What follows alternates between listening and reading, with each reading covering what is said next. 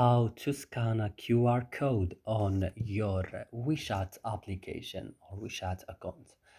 I'm gonna show you guys in this tutorial video how to do this. Just watch and follow this video till the end. So let's gonna start. First, go ahead and open your WeChat.